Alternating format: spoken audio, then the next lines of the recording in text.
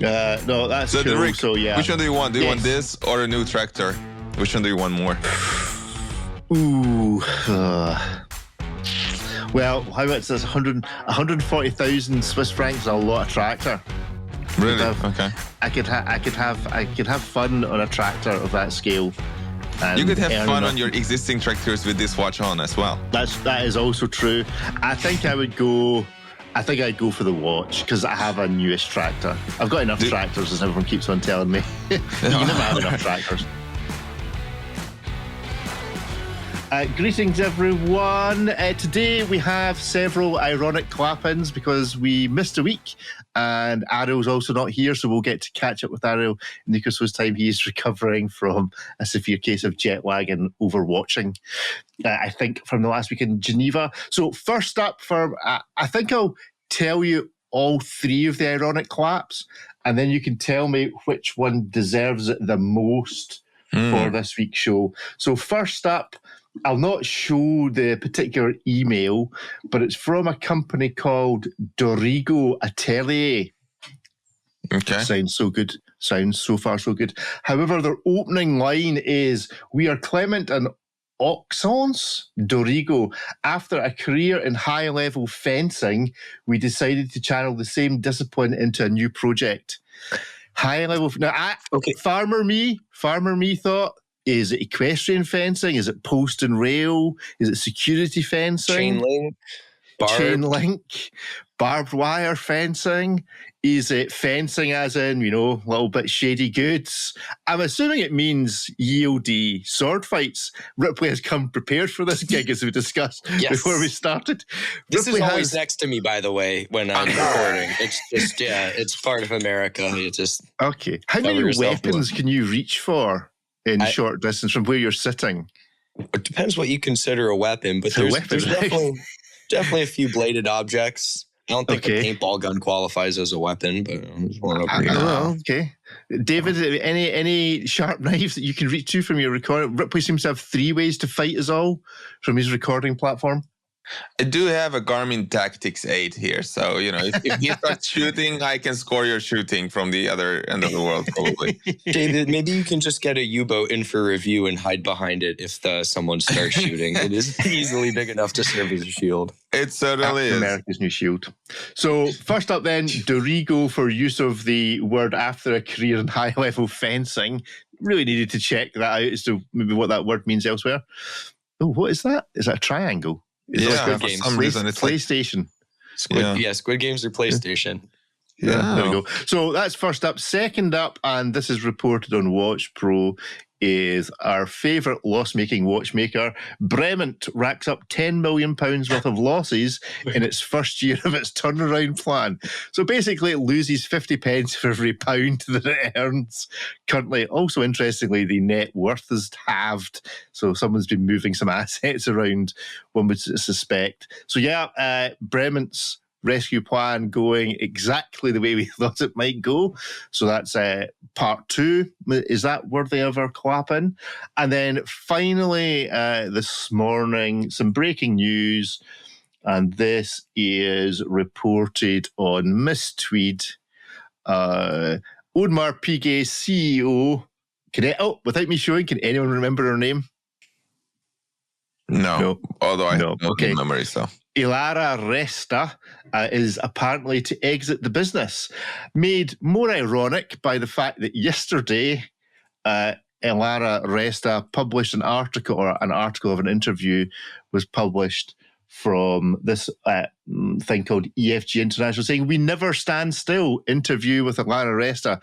Yeah, never stand still. Has decided to leave, apparently. So we are the enfant terrible of the watchmaking industry. I hate statements like that with such a deep running. Never stand still is her approach to employment. Exactly. Just here for a hot second, off to the next. We put the screws in the bezel. Oh my God, we are so terrible. Wow. Could you imagine if they bring FHB back? I would love that. He comes in his red jacket, just a vision, I'm back. Just like Michael Jordan when he returned to the NBA, just 2 words, full page ad, I'm back. Him in his jacket standing outside in their Le Brasseux manufacturer. Yeah. Listen, there's rumours, mostly started by me, but there's rumours that he might be back. I'm thinking, the whole Marvel thing, he's turning up, he's turning up with a cloak. You know that he is walking with a cloak and like one of those walking sticks with the handle thing on the top, and a cigarette that's on the end of a stick. That's what he's doing. No, they're owned by Disney now. He's not allowed to smoke. He's got some other thing. Family friendly. Yeah, a lollipop of sorts. Yeah. Okay. So yeah, I think he's back. I think. Who's going to take over? Who knows? Is there a family member? So yeah, I like the let's finish on a personal. What's the one luxury you could not live without? Without a doubt, that luxury would be travel. Well, you've got plenty of time to do it now. Maybe you should have said the one luxury I couldn't do without would be my luxury watch. Maybe that was slightly more appropriate. More on brand a little bit, yeah. What a hilarious answer, though. Maybe they will just hire Beaver. I mean, he will come full circle. He started at AP, if I remember correctly. Yeah, and go right the way around. Beaver could do something really interesting with that brand. We always say, they're just stuck doing all of the same stuff. Just let him go nuts and just see what comes out of there. Just buy Hublot. Have him on LSD or something.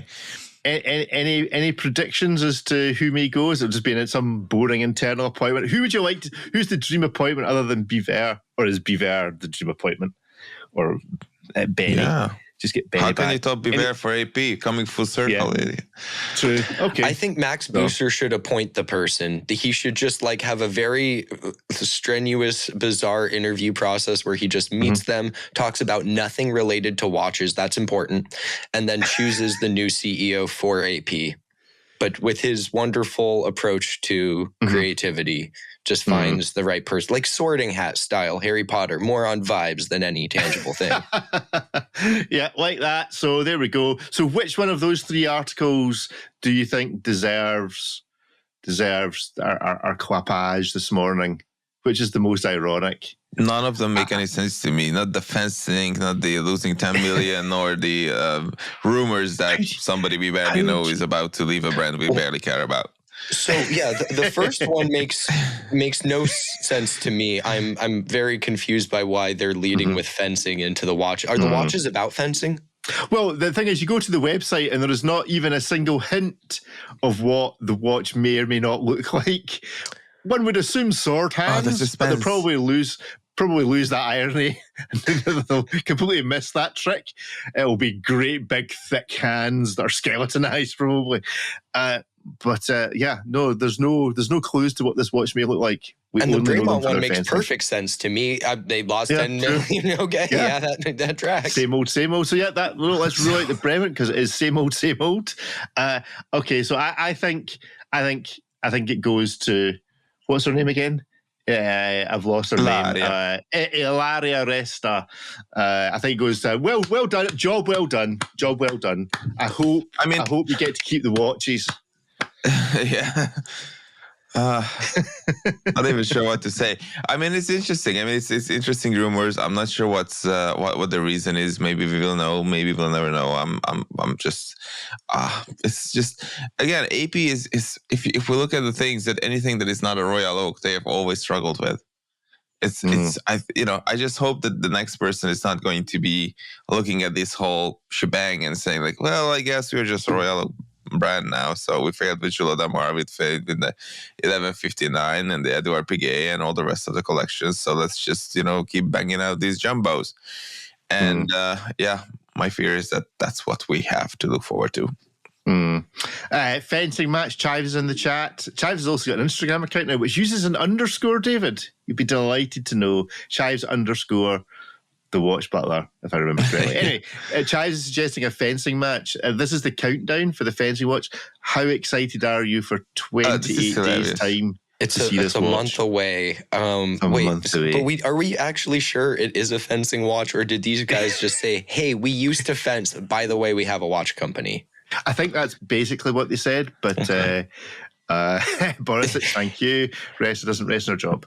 That's good. Anyway, I used to walk dogs. Now I have a kitchen. Like, okay. These things have a lot to do with each other. Right, let's talk about some watches. David, you have seen a lot of watches in the last week. Give us some highlights and some lowlights.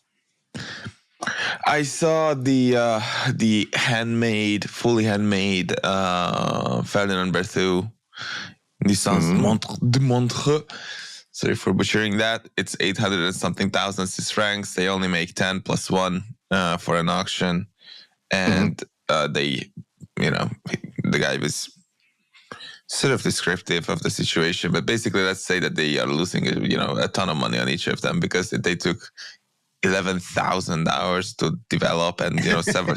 They started 6 years on it just to make 10 watches. Because it took us like I don't know how many years, like 2 or 3 years, just to about 2 years to bind the two metals required to create this bimetallic temperature compensating balance wheel. So they had somebody just try and put two metals together for 2 years, apparently, because the last time it was done was 100 years ago, and there's no note on how it was done. So they had to reinvent the whole thing from scratch. Because obviously a regular balance wheel is cheating. I mean, you cannot have a fully handmade watch. But what was really impressive to me is, one, they didn't know how to price it, so they just came up with 830,000, which I thought was hilarious. It's high enough, and apparently they had 35 people wanting to buy it, and of course only 10 can get it, and so they were all fencing match to decide. Right? Yeah, I mean, the filter is quite strong because each of them have at least 4 Ferdinand Berthouds, apparently. So imagine being a collector with like 4 just laying around. I mean, they only make 10 a year. So basically, it's just like a couple of guys buying Ferdinand Berthouds, apparently. But anyway, so that was very cool. And what really stood out to me beyond the pricing strategy is that it was so perfect. I had to remind myself that this was done by hand. It's surreal. Even if it was done, using the latest manufacturing technologies and all the rest of it, it would still be unbelievably exceptional in the way that it is done. It's almost the plates and every single component you look at. It's almost like a computer render. It really is surreal how they did that. So that was I had to pinch myself in the process of seeing the watch and taking pictures just to take it all in and remind myself that this is actually something that people made with their basically their own two hands without CNC machines and modern manufacturing technologies. And the low light of the show, or thing that was most likely to feature in a rage post on a blog to watch from you in the future? Low light. I would have to think about that. That's a good question. I don't know. I will have to think. I have something buried in my mind somewhere, but I will have to think it out. One thing I really did like, and I'm sure we'll talk about this some more when Aurea joins next week, is visiting the Hublot manufacturer. That was super freaking cool. I was very positively surprised in there. I've been many years ago, of course, COVID happened and all these things happened. And now what I could see is a proper functioning manufacturer. Because what happens sometimes on these visits is that, which are, almost impossible to verify, that is, everyone happens to be on vacation and when we don't have to use all these machines at the same time. But when you visit a proper place like Hublot was last week, you don't see an empty watchmaker's bench. Basically, everyone is at work, which is, how I guess it should be. So it was very nice to see something like this up and running, super high tech, impressively high tech. Place. So yeah, and I'm in love with that summer watch that they created that essentially has the Gulf colors, if you know, that blue and the orange one, with some white ceramic on there. So yeah, that was a lot of fun, and we had an amazing discussion with the technical director or developer of the Unico movement, who's been there for I think like 20 years at Hublot or something like that, and he developed the Unico and the Unico 2, and we were just nerding out for an hour and a half. We recorded, I think, basically all of it. So we still have to make something of that because it's extremely horologically nerdy, the whole discussion. But it was really quite a revelation to see what makes the Unico so unique. So that's cool. And we will bring it to you guys on aBlogtoWatch. Cool. Yeah, Hublot seem to have done quite a number on the press this year. The number of people I've seen posting about going on the visits and coming away, either through gritted teeth admitting that actually they were fairly impressed, or genuinely coming out going, that was actually pretty cool. Has been quite high this year. So they seem to have presented themselves actually very well. Were they actually presenting at the show, so to speak, or had they just whisked everybody off to the manufacturer? Do what at the manufacturer? Sorry. So had they just whisked everybody off to the factory, or were they actually also doing something at the event? Did they have a hotel room somewhere? No. Or was it just all manufacturer visits? aBlo was not present. Maybe they showed a couple of watches somewhere, but they were not officially part. And Ariel was just laughing, saying like, there's he doesn't recall a single watch event where every single LVMH watch brand was present at the same time. There's always somebody missing. Here we had we had Bulgari, we had the LVMH, we had of course with it Girargenta, we had Tech Heuer officially be there, but of course aBlo is missing because somebody has to be missing for some reason. Good stuff. The quietest manufacturer that you've ever been to with the most empty desks going, yes, everyone's on holiday? What ghost towns have you visited in the past? I will have to think about that. It wasn't yesterday. I think it would have been like 5 years ago or something. So I don't think it's fair because it was COVID and stuff like that. But I can tell you that it's an eerie experience. It's not a pleasant thing to visit a place where people should be buzzing, and it's eerily organized and nice and quiet and all the rest of it, and just stuff doesn't get made there. That's not good. Cool. So what else impressed you, David?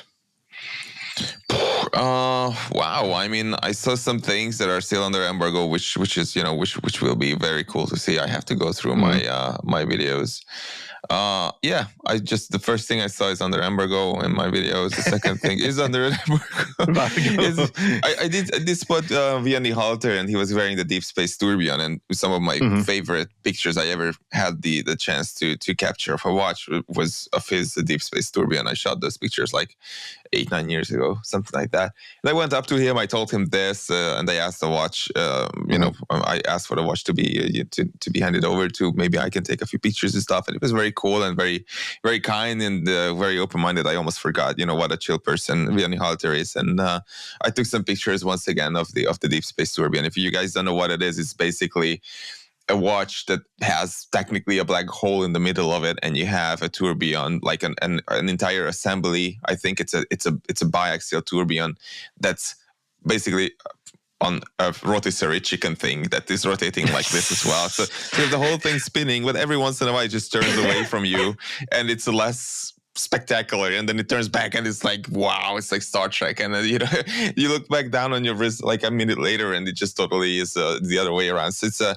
it's a fantastic thing, and very wearable at the same time. I mean, of course, it's like 20-something millimeters thick probably, but comfy nevertheless, which is a rare combination of things. So yeah, that was heaps of fun. Yeah, I'm sure you liked it being described as a rotisserie chicken platform. For those of you watching the video, I've stuck up a picture from 2021, a discussion of it from Sean on the website. It is pretty cool. It is pretty cool, to be fair. Right, let's talk about some stuff that's come up in the last 2 weeks. There's quite a bit. First up, I was kind of maybe going to hold this off because Ariel's not here. I know how he does like to have a little bit of a rant about this brand. Fears debuts a trio of models, including its sportiest watch yet. What do we think of these gents? The mini Panerais at 38 mil and something which looks distinctly like is it Canadian brand? The name escapes me. But what do we think of these? The Jump Power Fears, which I think's got the Christopher Ward movement in it, and then their more traditional looking piece, and a new kind of sportiest watch yet. The Brunswick 38 Charcoal Rose, the Brunswick 40.5 Jump Power, and the Redcliffe 39.5 Date ES. I can tell from the fact that I'm having to keep talking that perhaps you're not that enthused by this watch. Well, I'm curious to see the sporty one in the metal. I'm familiar with Fear's products. They're always a lot more impressive in hand. There's lots of little well-considered details that don't necessarily, you experience it by handling it. It's not necessarily something that can be immediately captured in any photo. But all of those details are generally more in the more resplendent side of things, the way maybe an hour marker hand's executed, or the finishing on it, or the geometry of the case, or those little colored flower thing that's in the folding clasp.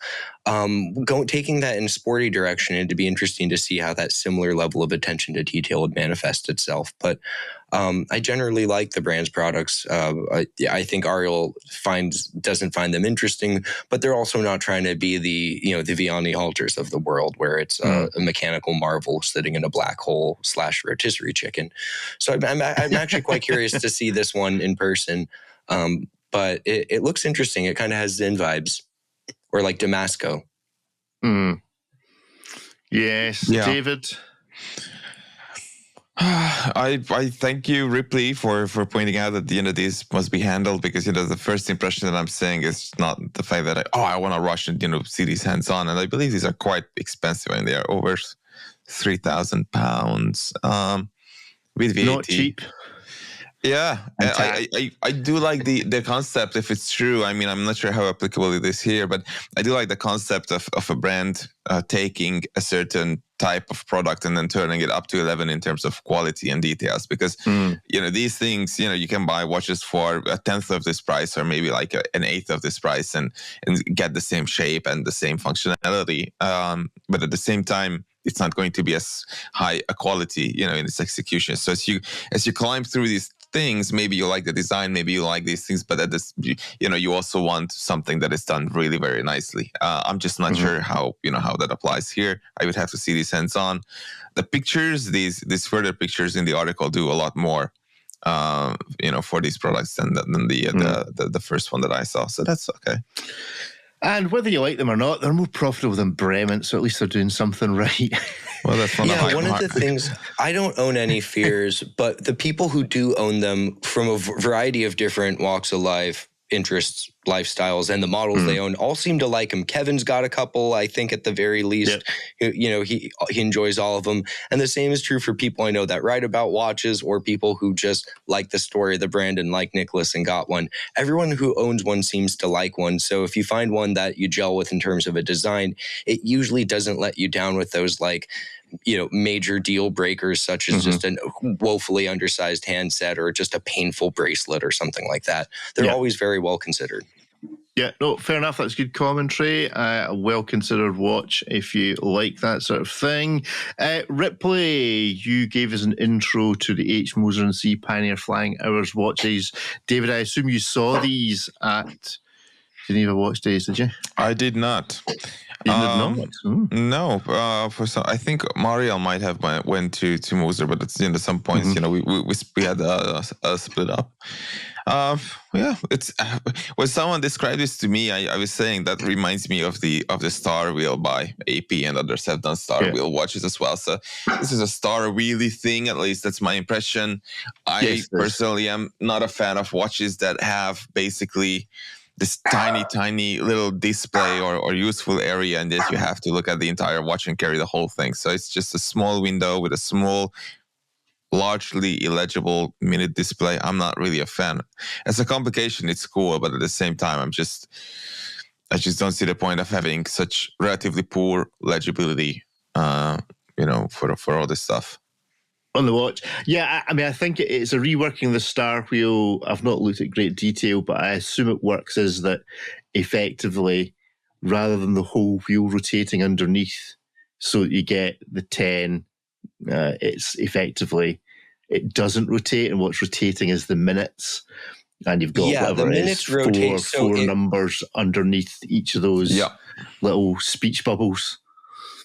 Yeah, so that you can instead. see how the arc would align. Right now it's like 10, 25 or whatever. Yeah. As that wheel rotates and it aligns with the next little speech bubble, Yeah. it'll becomes an 11. start, and then the 11 would appear at that one over at 4 o'clock. It's quite a bit more legible than their previous sort of version of this, which had all the wheels kind of exposed, and it looked a lot more technical, but you kind of had to know how to read it rather than this where you just look at it and go, I don't know, is it 10:25? Yes, at least it does allow you to tell the time, or unlike some Moser watches where you have to guess. Effectively 34,000 and 46,000 respectively. It's not cheap. Is there value there? Well, maybe it is a fun complication. The gold one's very nice. In fact, they're both very nice looking. I guess it's a question as to whether that's what floats your boat in the world of jump hour, which seems to be the most popular random complication of the year, from what I can tell. We've just reviewed 2 so far in the show from 2 entirely different sides of the price point. Would you be tempted to go and look at one of these, David? No. People are asking though about the Berneron annual calendar, so we might want to look at that. We will be getting onto that. We can skip ahead and go into that right now. I have thoughts on this, and I apologize in advance to Sylvan, who is almost certainly listening, for my thoughts. This is the new release, the Berneron Quantième. Yes. Quantième Annual, as opposed to Annual. That's interesting. Is that our typo or his typo? No, that's the French. Yeah, that's French. Annual. You see the E's wearing a hat. We're obviously speaking French now. Yeah, but the other E's not wearing a hat. I thought all E's in French wore hats. Maybe not. No, the hats can go different directions too, I think. Oh dear, that's how to confuse a Scotsman. Right, yeah. So you saw this. You presumably, I think I saw a photo of you with Sylvain. How is he? Stressed? He's doing well. They get kicked out of an Airbnb because apparently it was not in the listing that they are not because this is the most Genevan thing ever. There was an old lady in the building who was bothered by the people walking by. I mean, clearly people looking at 120,000 Swiss franc watches in the middle of the day. Probably it's not a huge party. It's not the Rolling Stones next door. At like 3 a.m. in the morning. It's And Sylvan's always struck me as being capable of throwing a TV out of a window. I think he's got rock star vibes there somewhere. I think it's only a matter of time before that happens. That's true. Maybe Sylvan should be the new CEO of AP. There's a call. Sylvan for CEO of AP. Sylvan, you've done Breitling, you've done your own thing. Now it's time to go. And, I mean, your watches are sold out for the next 5 years. You can go shake AP up a little bit and return, and being, go from being able to make anything you want, totally whatever your creative vision, to go to the brand that makes one watch in like 18 different limited edition executions. Yes, this will be a palate cleanser for you. I mean, if you look at this one, let's be frank. I mean, looking at this watch, the annual calendar from Berneron, if you put AP on it and called the Jules Damar, people would go crazy over it. Yeah, no, dead right. In fact, you could put quite a lot of brand names on this, and folk would go, "Oh yeah, that's interesting." From Patek or from A. Lange and Söhne, that appears to be the quality which is managed to produce. And the reason why we can apply these brands to it is because it's quite an inventive annual calendar in a way. I think that's the point. You look at the huge chunky windows and they look almost too large. And Sylvan was telling me that there were collectors showing up with like 3 Pateks and Langes in hand and trying to literally comparing and measuring the size of the windows and scratching their heads like, how did you do this when Patek cannot do it? Because there are certain considerations for space, for torque, and all these things when you're trying to create a large window, especially 3 of them on a watch. That's not easy. So that's quite something. Cool. Well, that's where my problem occurs because, and I have to say, true to my beliefs, that if you're going to use windows to tell the date, you have to use windows for all of the date. And my head just can't get round that the 5 is not the date and is in fact the hour. I just can't I just can't look at this. I just want to see that this is Wednesday the 5th of March and not Wednesday the 13th of March. I think the only solution is for me to spend a lot of time with this watch. So I think, Sylvan, if you send one across to me, I'll get rid of the cognitive dissonance that's happening in my head as I am looking at this. You doing this work for all of us. We really appreciate it. I'm prepared to put the difficult yards in. I think this watch is probably capable of surviving tractor life, but it does have ideally the armor. suited. You think this is the one for me? You think I should put my name on the 5-year-long list? Well, if there was ever a platinum. If there was ever a platinum watch for you to wear, this would be the one. It's got the Hunter style case back, so you can close that up and protect it. It has the steel plates of armor mounted to the platinum. I do like a Hunter case back. You get like mega bonus points for incorporating a Hunter case back onto it. All it needs now is a Hunter case front on it that hides the 5, so that I just read it as Wednesday, March. Or something. Elaborate mirror. It's a Wednesday in March. It's a Wednesday in March. Wow. That's the most useless annual calendar. Oh, I'm so happy it jumped on the 30th of the month to the 1st, so that I know it went from Monday to Tuesday. I mean, so that's why we'll probably. I have tried, Sylvan. I've really tried to look at all the pictures and instantly be able to tell what it is I'm reading, but my brain is just not managing it. You read it horizontally. It's like Wednesday, the 13th. It's 9 minutes into the hour, March. Yeah, you go. The time goes top to bottom, and the date goes left to right. So if you go 5. For the day, and then as you go down would be the minute hand. We're at 9, and then the seconds, and then the date Wednesday, the 13th of March. To me, this makes so much sense from a reading format instead of hunting around the dial to find like where the date is or the date. Oh no, that's the leap year indicator. This to me makes a lot more sense. Yeah, it's a fantastic piece. It just goes to show that once you clean a layout up like this to such a crazy extent, where you have large chunky windows that are easy to see, easy to read, easy to identify. You have essentially just 2 hands, or 3 if you like. It's still, there's quite a lot for us mere mortals to process, even though it's just a watch trying to give us proactively some easy to process information. Yeah, that's the case back shot. It's surreal. It's really cool. In person, it looks so flat because somehow this case back side, obviously the calendar module is on the dial side, but this case back shot, it has almost perfect, virtually perfect symmetry. But what really stood out to me was that it looks like thin as a sheet of paper, basically.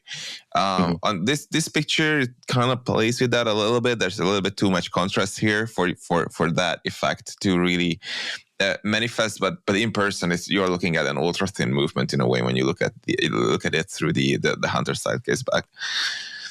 You have nice little pushers. Yeah. This is the instructions. I would need to carry this. I think I would need to have this on like a wee Aztec card. No, just tattoo it on the back of your hand. That's a pretty one. On the other wrist. What one says the time? What one's the date? I don't know. You said the time through the freaking crown. It's not that difficult. And then you have just 2 pushers on each side, and you just jump the window that you want. I mean, and that's the easiest. And it has that idiot-proof complication. So if you hit the button rather than jumping to a non-existent date like the 31st of February, it'll just reset to the 1st of the following month. So I think that's I think it's a genius caliber as far as just the aesthetics of it and just how it is able to do that with the windows, without creating radically different planes or weird placement. 100 and somewhere between 120 and 140,000 Swiss francs. It seems reasonably priced. Dare I say it? Does that make sense pricing wise, or is Sylvan going the way of Bremen and Ferdinand Berthoud and is underselling himself with the price?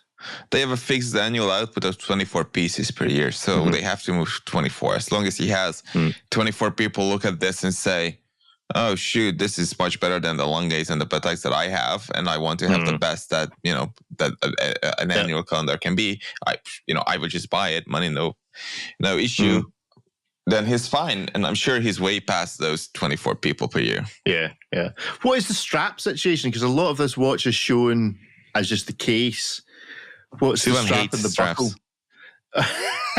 Well, that's not very much use. What's he want me to do? Hang it around my neck? I need to hang it upside down so that I can maybe. Would that work? I just made that up. I'm not sure if he hates them though, but it sounded fun.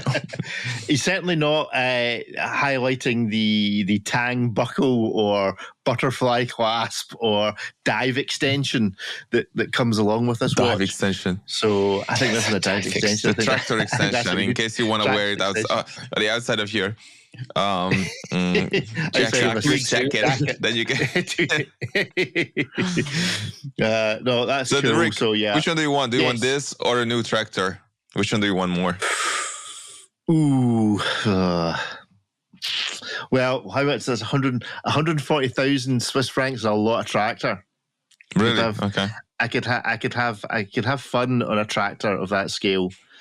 You could have fun on your existing tractors with this watch on as well. That is also true. I think I'd go for the watch because I have a newish tractor. I've got enough tractors, as everyone keeps on telling me. You never have enough tractors. Do tractors hold their value, or do they depreciate? They tend to hold their value. You need to keep it for a wee while, so they do depreciate, but then they just trundle along. So long as it's not got too much electronics on it, much like modern cars. Okay. The old ones, the ones you can fix yourself or ship off to Iowa, where the nearest tractor dealers 100 miles away is the ones you want, so that the farmer can fix himself. Anyway, that seems to be enough tractor chat for today. I would take the watch. I think the black ones probably suits the lifestyle better. It will show up the mud less. David, what's your preference on the colorway? That's a good question. Probably the black looks a little bit more menacing, but it's also less legible. So I'd be hard pressed to make a choice. And for you? I'd go the blue and silver one. I live really close to Dodger Stadium, so I could just blend into the crowd on the occasion I want to go see a game. But I also I like the contrast a bit. I think the black is lovely, but I do like that bright pop of color kind of in the center and on the windows. Do we know what's coming next? A tennis ball green version or something? Poor guy just launched this last week, so let's give him a bit of... Come on, Sylvan. It's a one-man show here. Yeah, we're bored already. Slacker. Slacker. Yes, bored already. Presumably, yeah. Well, I think there's no doubt that whatever comes next will be something else gorgeous. To note on it is in the press materials it mentioned that it is a model, yes, but it's also they developed this platform to serve as a foundation for other high complications and calendars. So presumably we could see a different iteration of these, or we could see something completely different that is a Quantième other calendar, Hebrew calendar. I think we let Sylvan make his minute repeater using the aBlogtoWatch theme tune. Could you imagine if you just pulled a little lever and it launched into that whole thing? Oh, I would love that. You can keep your Westminster chimes, sir. Check this out. Disco going on in the corner. Good, right. So that is the latest from Sylvan. We'll need to invite him back on the show, see what he's saying to life after this. Where shall we go to next? Let's go to this from Ripley and Zenith. The Zenith Defy chronograph USM watches. I did have to look up what USM was. I did too. However, the fact that USM does look quite cool and that it comes in a USM box, this is a hit. I love the this. box is very cool. The box they give you this box that's like this large, and it has 3 drawers in it, so you can put around 20 watches in it, and you get that huge box with every single watch purchase, and it's like 10 kilos, like 20 pounds per box. It's very, very heavy because USM uses these freaking heavy like balls. Hold on one second. David sounded in distress there for a moment. Oh, there we go. All right, he has. Or they were giving them away as David swag. showing us his balls. So this is my main ball, just one of them. And this is basically so freaking heavy, it's insane. If you drop this on your foot, you're done. And because these are the joints for the modular furniture, and somebody thought it's a good idea to create this half-a-pound keychain in case you don't want to lose something, but it's really substantial. And that little box was cool. The colors on the dial are cool. The leather bracelet is. It would be a stretch to call it a developed taste. It's quite bad. I'm not sure who would want a leather bracelet. I don't know why it's not an option. Like you can choose between Oyster and Jubilee on some of the Rolex watches. I think that should be the case here as well. Maybe it is, and I'm not aware of it, but I think it would be. I quite like a leather bracelet. Do you like your hair like sprouting out in between the missing links that you already paid for, but they're not included in the bracelet? Have you looked at me this morning? What? My hair is literally coming out through the gap in my glasses on my head. I am the iteration of the ladder bracelet.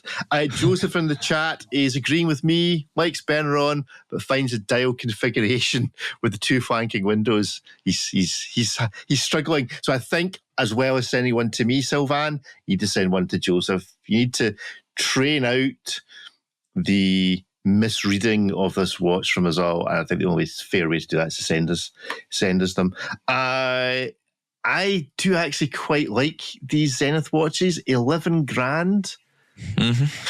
Why do I think that seems reasonable? It seems a bit rich at first, but then you realize it's pretty much priced right in line with a lot of the other El Primero based ones. It's like roughly the same price as a Chronomaster Sport, bit more expensive than like an entry level El Primero. But this is the first chronograph version of this vintage inspired Defy case. So it's not like, oh, they marked it up X for a collab. There isn't like a standard production version of this Defy chronograph. No, I think these are pretty cool. I'd certainly wear one. I don't know. I mean, I've worn ladder bracelets before. I've always thought they were okay. Maybe because I don't have hairy arms. Maybe it's a bit more distressing if you get great hairy arms catching stuff on the way through. But no, I quite like this. Zenith, any particular Zenith chat at the show? Again, we commented in the past about how few Zeniths they actually sell. Is this going to change Zenith's fortunes, teaming up with the people that manufacture drawers for a living? I mean, it's I guess it makes sense. I mean, it's colorful. At least there are colors. You know, what can you say? I'm not sure it's going to turn things around, but at least they are being playful. They are reaching out for collaborations. They are proactive, so that's good. Okay. Ripley, any take on Zenith as a brand at the moment? I always like them. I feel like they should just be bigger than they are. They make like, what was the 20-something thousand watches a year, which when you compare that to a brand like Rolex, and then you compare that the price point that both of them operate, it seems like one should just be almost as special as the other, or like Omega. You know, Zenith should be right up there with them. The automatic chronograph, the El Primero, storied history, good looking watches, cool stuff with the high beat. You know, there's a lot to like about that brand. I'm a big fan. I don't own one, but I would happily own numerous different ones. For the most part, I like what they do, but just like any brand, some things are more my cup of tea than others, but that's a healthy sign of a brand. If you like everything that a brand produces, that brand might have a pretty narrow design language.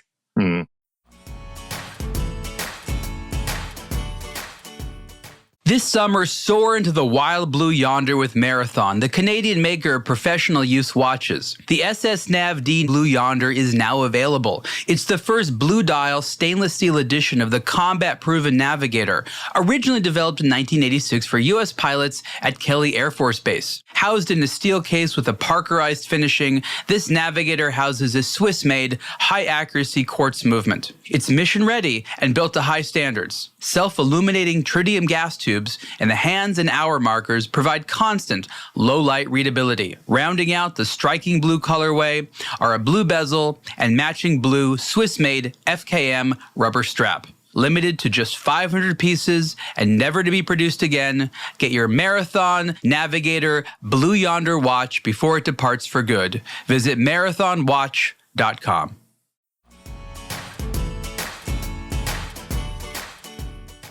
Okay, so we have a choice of two for next. We might save one of them for hit miss, maybe. So in the Berneron theme, we have an A. Lange Söhne Richard Lange jumping seconds watch, pink gold dial. So we have a chat about that. Or we have the Gégère Le Coultre, JJ Lecoq, JJ Lecoq, traditional caliber 985. Where would you like to go to? JLC or that other mob? Let's do JJ. A. Lange Söhne. JJ, let's do JJ. So JJ Lecoq. I wonder if he realizes just how famous he is in the watch world for mispronunciation. Here we go. Gégère Le Coultre Master Grand Traditional Caliber 985 watches.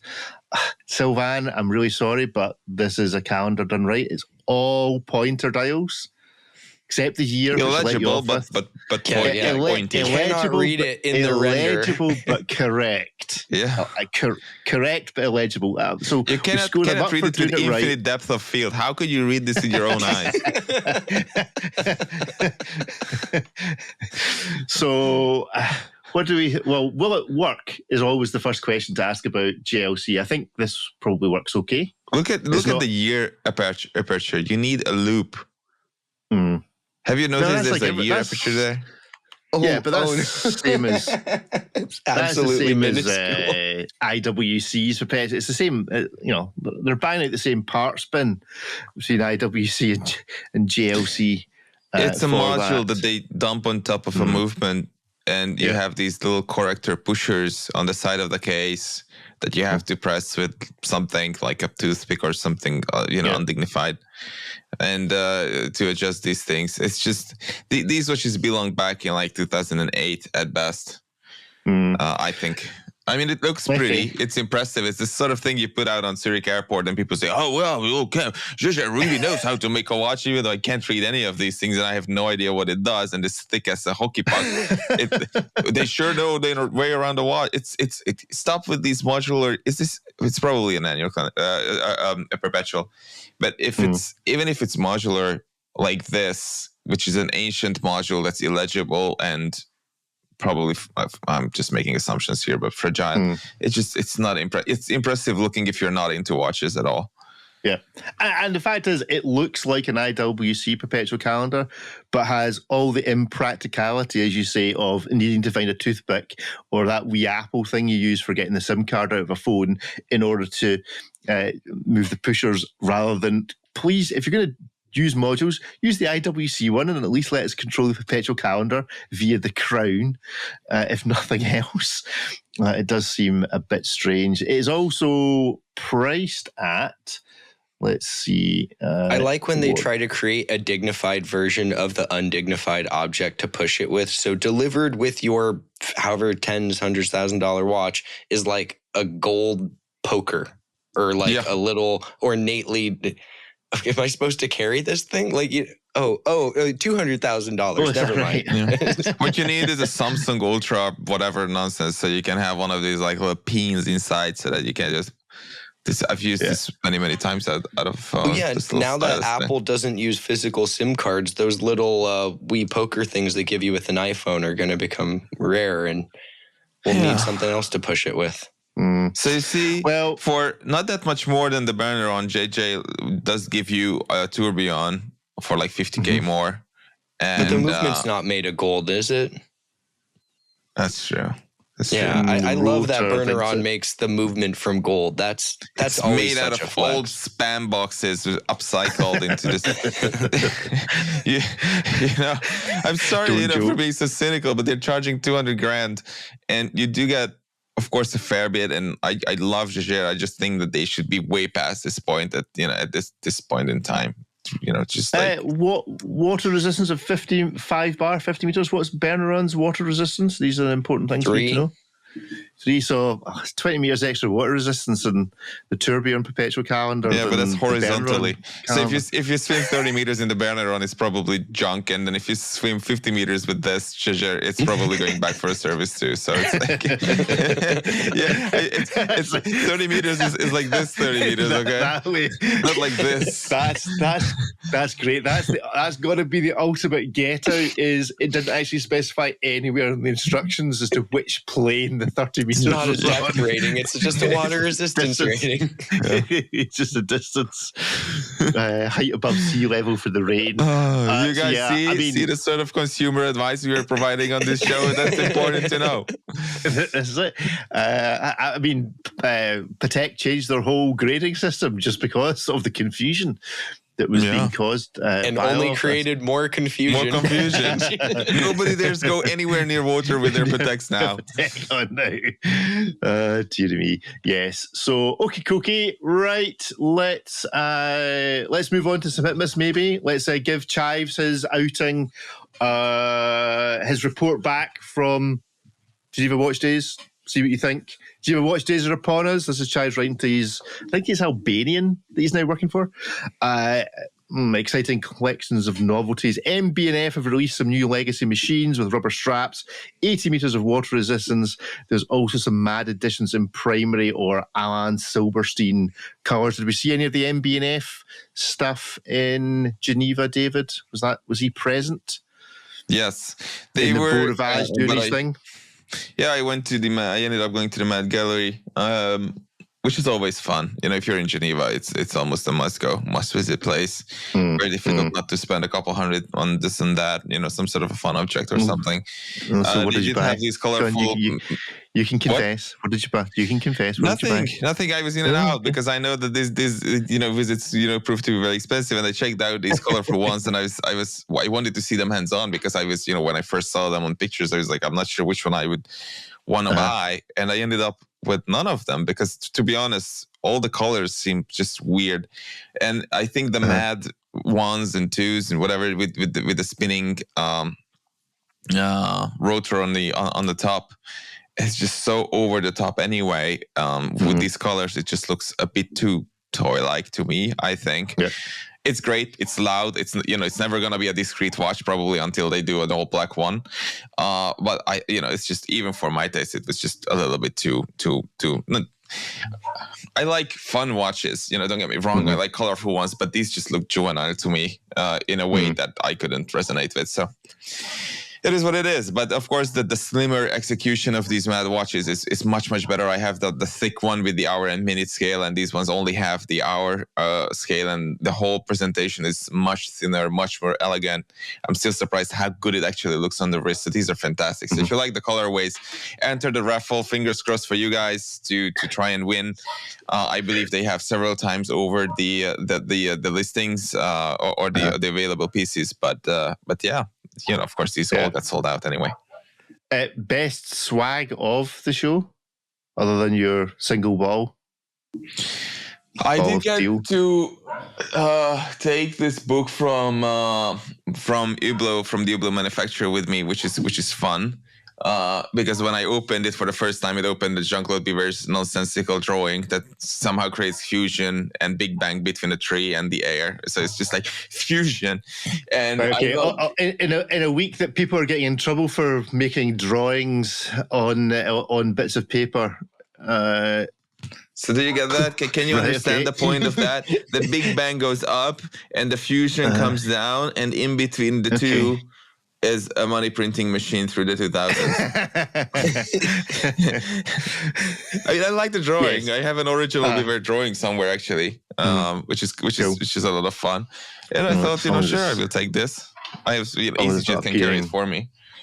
As long as it's not appearing in a certain 50th birthday book that's doing the rounds at the moment, then that's fine. So De Bethune and UN both released variations of their usual stick. For me, there were 3 standouts of Berneron's new annual calendars, a masterpiece of legibility. Sorry, Chives, I disagree. It looks like a Lange, but I'm not sure that's really a criticism. Moser produced another brown Pioneer Perpetual, as well as a pair of Wandering Hour watches, more beautiful than the 1159 and more legible. I have registered interest for Sir. Last but first is Charles Genta's Chiming Ellipse, a watch that harks back to Genta's 90s pomp without the stepped cases. Bizarre case shapes and cartoon figurines that so disfigured those marvels. And of course, Gents designed the Ellipse, as well as, I'm sure you know, limited to 10 a year. We may be after trouble Alexia Genta for an allocation, but as you know, I have a slight acquaintance with the lady. Well, there's a bit of gossip for you, which is more than can be said for the chancellors at Gerald Charles. Oh, that's a bit harsh. Whose idea of a tribute to a genius was to make a watch the colour of a high-vis jacket. Yours as ever, Chives the Watch Butler. Is Chives confusing Alexa Genta with Amazon's Alexa? What connection does Chives have to the Gentas? I don't know. It's all in the internet. It's the interwebs. I blame all of them. David, there are multiple layers of confusion here in this word salad, at least for me. Yeah, word salad. There's a song. I think we're going to change the show song to "David has only got one ball." I actually have two. I'm not one sure is orange and the other one is yellow. That's the second verse sorted. See your doctor. It's definitely cream for that. He's clanging his balls together. Yeah. That's going to smart. This is PG-13 or probably more. It's rated R at this point, whatever it's called. Okay, cool. Right. Well, do you have anything to connect the two balls together? Did they give you like one of the rods or what goes into the slot? So the thing is, like, this is how you actually build your little furniture. So if I drop this on my computer, it's going back to China. So you have to have like these little things in there. So yeah. So that listen to that. The sound of Swiss quality. Swiss quality balls. Okay. Swiss quality balls. They do sound solid. They sound very solid. Yeah. Well done. So anyway, there'll be are you familiar Don't tease me with my one ball. I will show you the other one, sir. Are you historically familiar with the old World War II song about one ball? No? Is that ringing? Yes, you are familiar. It did make across the Atlantic. That's fine. We'll probably have a Russian version another of had that. two, but they were small, right? That's the second. Yeah, I got it. He knows his history. So there we go. We get ChatGPT to write the music for that. Right. Before we begin Hit Miss Maybe, let's find out what you're wearing or what's on the desk. David just has lots of balls on his desk. It would appear. Balls and the tactics. What else? Tactical balls. Tactical balls. Anything else worthy of note on your desk? Isn't this enough? I think it's more than enough. That's enough. Yeah, fair enough. That's enough. Ripley's taken his hat off. I think he needs to put his hat back on. Or he's thrown it. Have you thrown it at the dog again? Near the dog, he was woofing at something, and I tossed it next to him to get his attention. I didn't want to yell, so I can actually grab another. I've got a lot of hats, like in immediate vicinity. We can go Veyer. We can okay.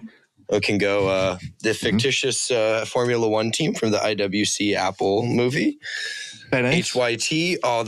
There's a helmet over there from the Tudor bike ride, and I think that's a Brown Brigade one. But we'll do this. HYT one's quite cool. I'm showing my balls. You're showing your helmet. What is this show coming to? We're gonna get banned. My name's Richard. Anyway, what's the t-shirt? T-shirt from the aBlogtoWatch store. This is the one I was wearing last time. I didn't get a chance to wash it. I just left it up here when I took it off, and it is the red diver dial. This is non-luminous. These are embroidered. This is the applied numerals, if you will. Cool.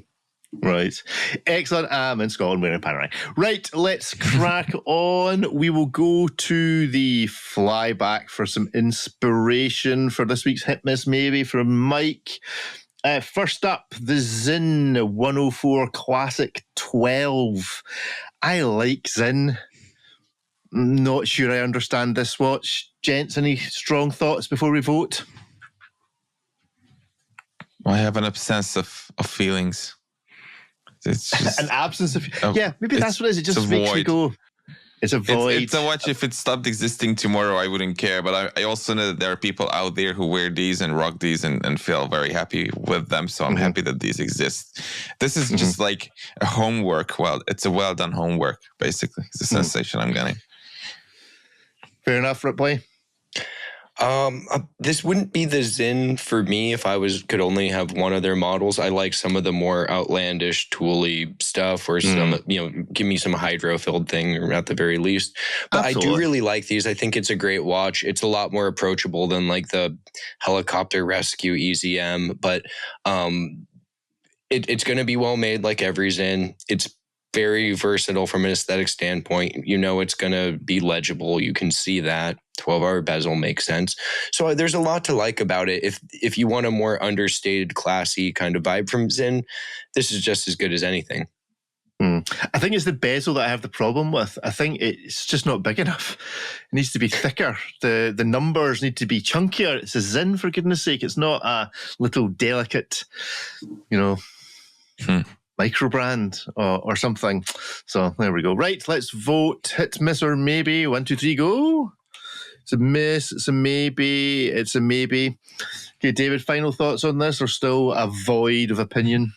Yeah, it's just a void. Some people are looking for this, or actually it's a watch that you don't know you're looking for. You go, you check it out, and you're like, well, I guess this is the best of all things, and they just buy it and just wear it, and that's all there is to it. It's been suggested that you should be going to Greenwich each day, David, with your collection of balls. You can check out the live stream for the displayed chat on that. Ripley, just complete lack of enthusiasm. No, it's a maybe. I mean, this was my particular taste, I'd say it's a hit. There's nothing glaring as far as execution or proportions. It's probably going to be just as good as any other Sinn. It's just, if you look at a brand like Sinn where they do make that kind of crazy stuff, why not get that? It's like buying an SUV from Lamborghini, but clearly the Urus sells a lot. But if I was getting a Lamborghini, I'd either get a tractor like you, Rick, or I'd go and get the supercar. Yep. Tractor's the way to go, much more practical and doesn't break down as much. Right, next up from Singer, the Singer Caballero.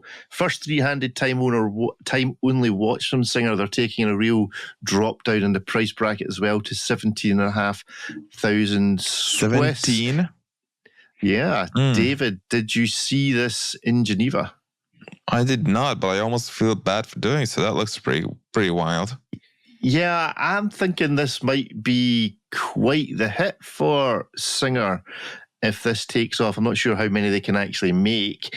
It's 39 millimeters, 6-day power reserves. Maybe I think it'll wear quite neat. I think it'll probably wear small, but again, always cool. Open to having Singer send me stuff to prove me wrong. No power reserve indicator, but has 4 jewels visible through the dial on the front. They do not appear to be equally spaced, which may upset some people. I'm just going to go to the Singer website and see if we can find some more images. The case shape looks a little bit like those Paulin watches, those little field watches they do. Okay, that kind of C-shaped case. C-shape, yeah. I'm on the Singer website now, and all I'm seeing is horses, which is not necessarily a bad thing. Oh no, the jewels are evenly spaced. It's just the image that they used in the hands are too small. Doesn't look evenly spaced there, but it does look evenly spaced there. Why are the hands so freaking small? It's a 39 millimeter watch with 400 Newton meters of torque. Why not just put decent sized hands on it? Yeah, actually, now you notice that maybe this isn't all it's cracked up to be. So what do we think? First impressions, a hit, a miss, or a maybe? 1, 2, 3, go. Maybe, miss, maybe. David, have you just tipped on to a miss? It's easy to pull away. I mean, those hands are just too small. I can't tolerate watches with such tiny hands. Especially when it's a 3-hand watch with no dial texture, no indices. All you have to look at are the hands and 4 jewels. I mean, hands are super important. I mean, even if you create a funky watch, a fun watch, a serious watch, or whatever, their size is beyond. It's the beyond. It's like a car with square wheels. If you don't have like proper size hands, at least in my opinion.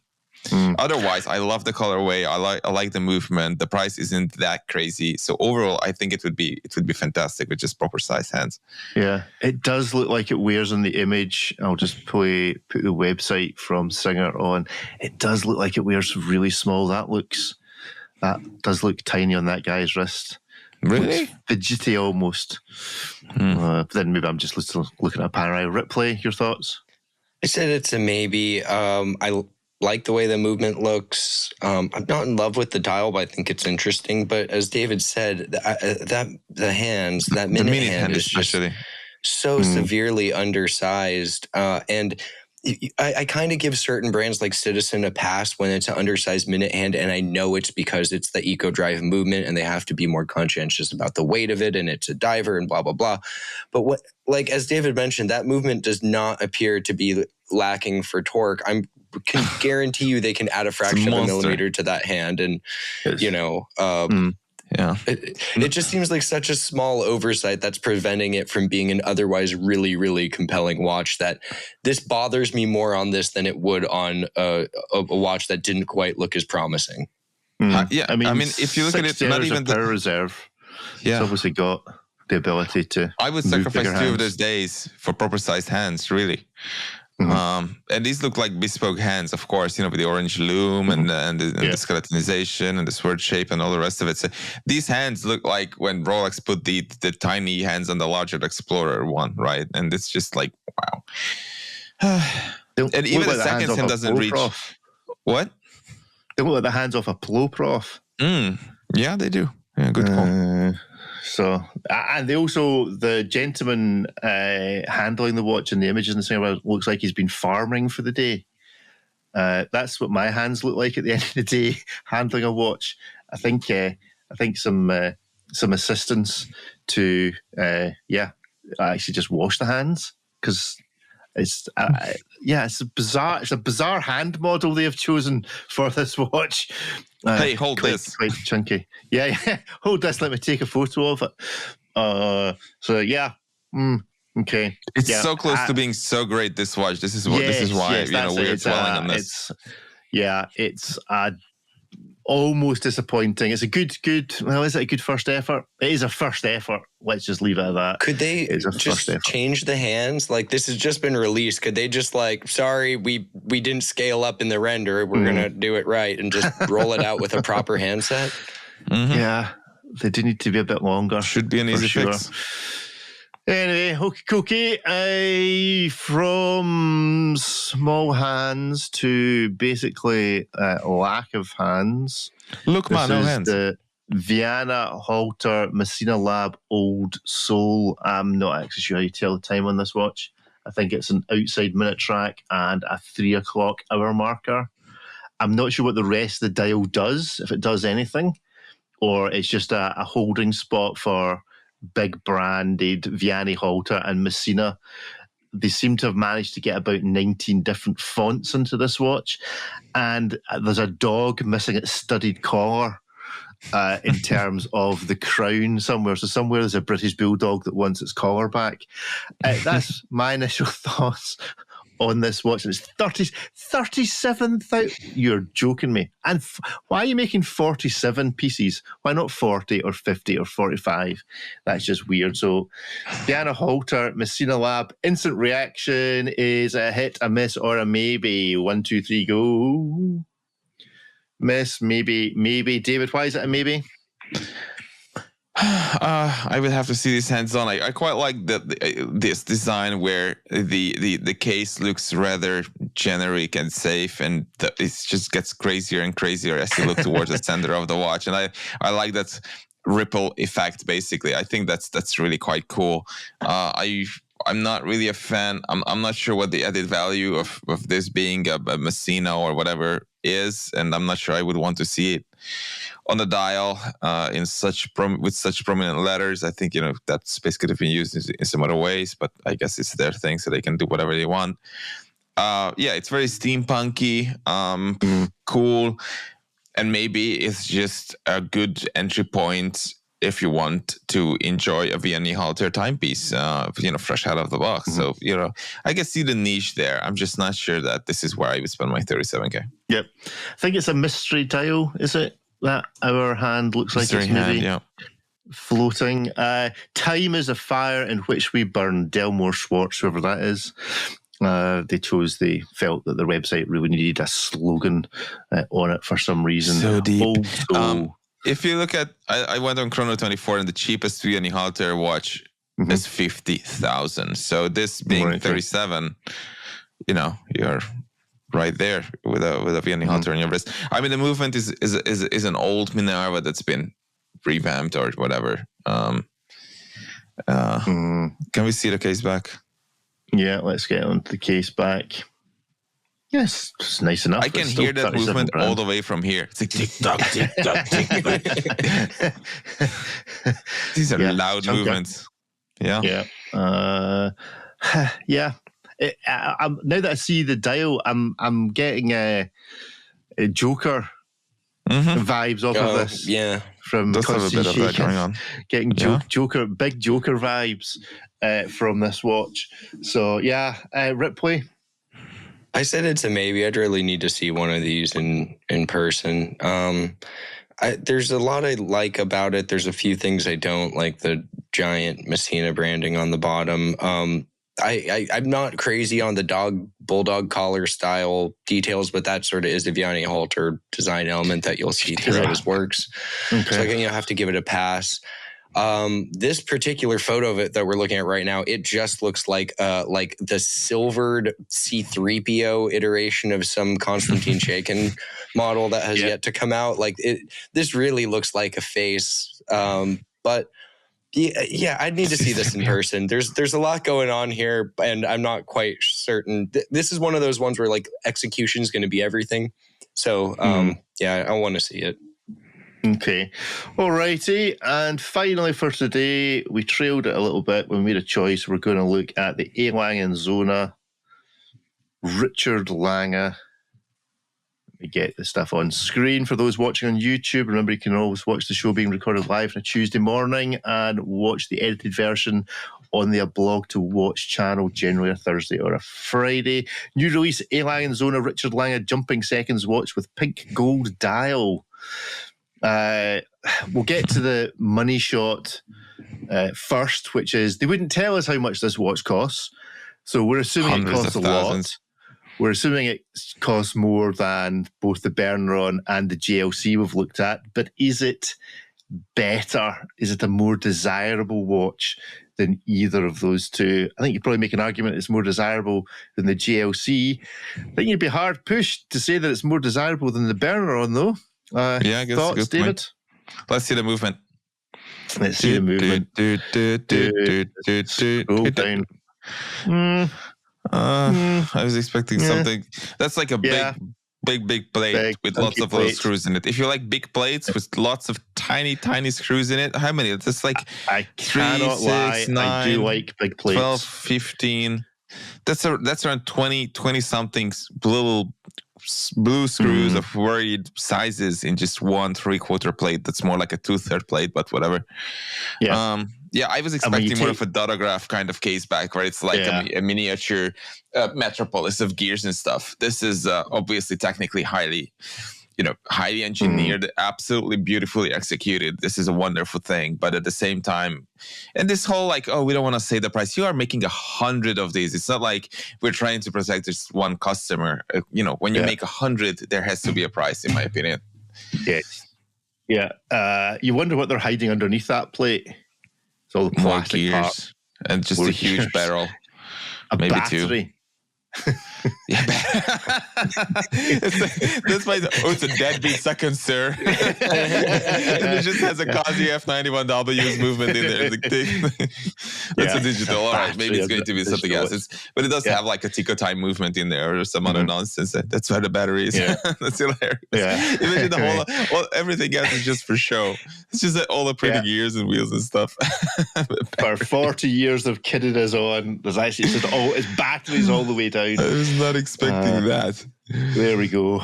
So hit, miss, or maybe... I'll give it a maybe. What about you two? Yeah, maybe. Yeah, Three maybe. maybes. Three maybes. Ripley, why is it a maybe?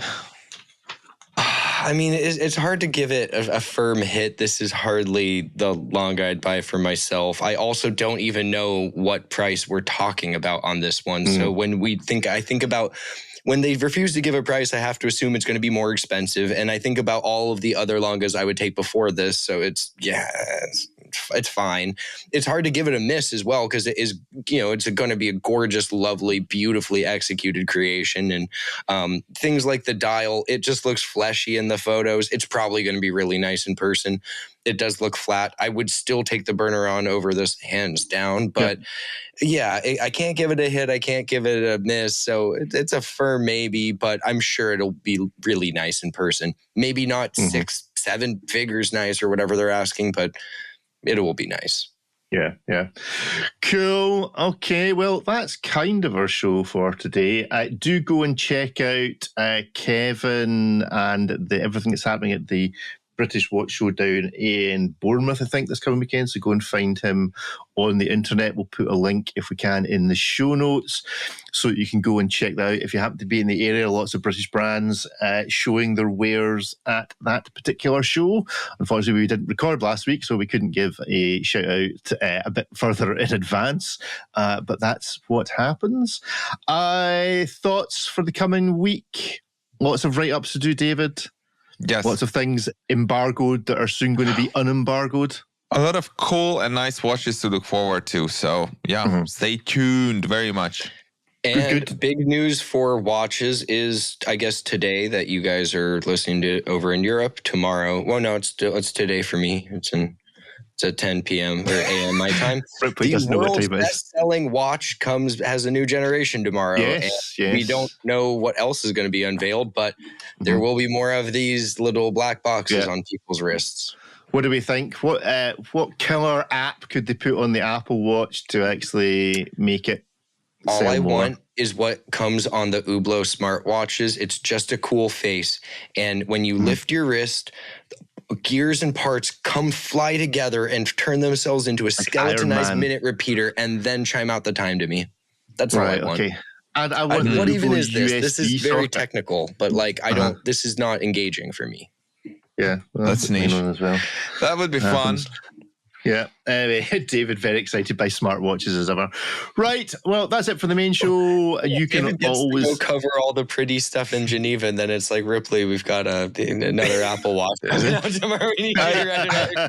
I stayed up in the middle of the night for a bunch of these stupid Apple event things for Apple Watch 2 and 2.5 and 3 and 3.5. And, sometimes it was like, oh my God, it's the next great thing. And then 7 years go by and nothing happens. And it's just like WatchOS 10. I'm like, all right.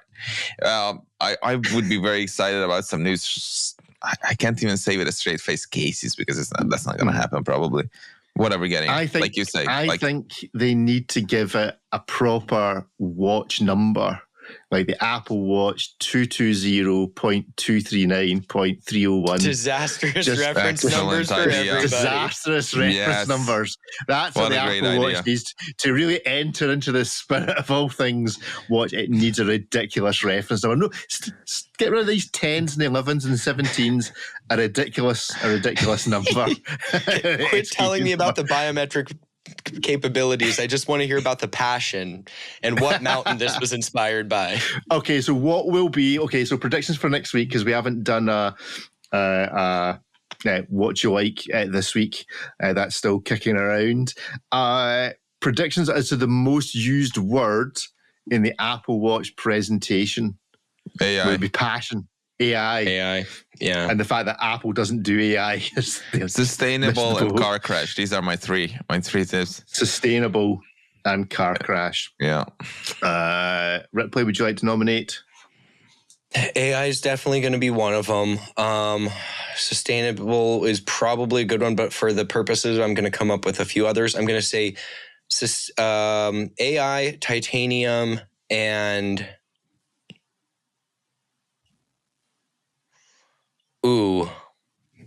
you. They really like to emphasize us. They're building everything for us. This helps you. Yes. Not they for the have shareholders. all my data. This is for you, but for us to spy on you. It's all around that. Cool. Okay. I think AI, biometrics, and fashion. And Rattrapant. And Rattrapant. An outlier for the use of the word Rattrapant. If they use the word Rattrapant, that person wins. If somebody's who's listening on the tech world, and we have some tech folk to listen, if you're going to the event, you're not going, are you, Ripley? Are you going to the? No, in the past several years, we've gone where they've done big things like the 10th anniversary, the Ultra. If I had to guess, this will be less intensive than previous years as far as what we're getting on the watch side. I'd guess they're probably going to put their efforts into another vertical like phones or whatever else they make over there. Wearables. I just wanted you to be able to ask the question of Tim Cook. Has it got a Rattrapant function in it, and see what he says? So does the watch say good morning in the morning, to wake you up? Excellent. Right, that is our main show for this week. If you go to the aBlogtoWatch Weekly Live channel, you can tune into a little bit extra and a little bit of preamble as well. Other than that, thank you very much. Email the show, podcast at aBlogtoWatch.com if you've anything to say, or follow us on Instagram.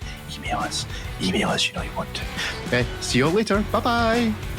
Thank you for listening. Bye-bye.